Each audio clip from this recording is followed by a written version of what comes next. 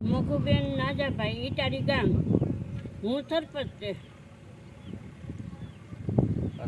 એટલે આ કાચું દબાણ છે એટલે અમે ખુલ્લું કરાવવા પેલા ફોન દ્વારા જાણ કરી, ફોન વાળાએ જાણ કરી છે એટલે અમે આ કાચું દબાણથી છૂટું કરાવીએ.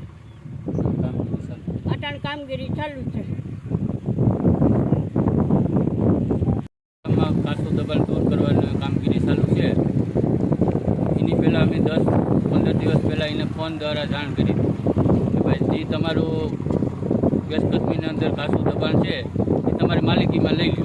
તો તે છતાં એને લીધું નહીં. એટલે અટાણે અમે કાચું દબાણ દૂર કરાવવાનું અટાણે કામગીરી ચાલુ છે. દરેક અમે સભ્યોને જાણ કરી હતી ને ટીડીઓ સાહેબના માણસ આવી ગયેલ છે, મામલેદાર સાહેબના માણસ આવી ગયેલ છે, તલાટી અને સરપંચ હાજર છે,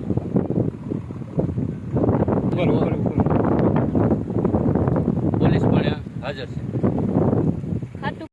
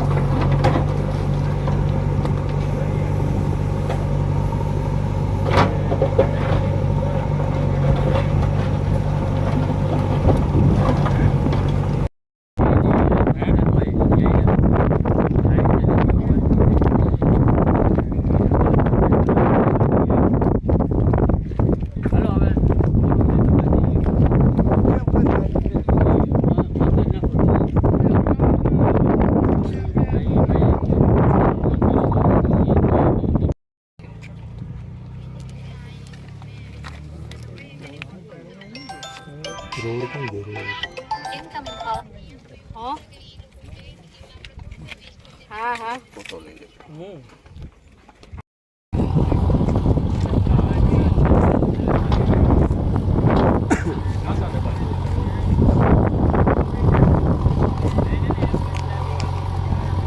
અમારા ગામમાં કાચું દબાણ દૂર કરવાની કામગીરી ચાલુ છે.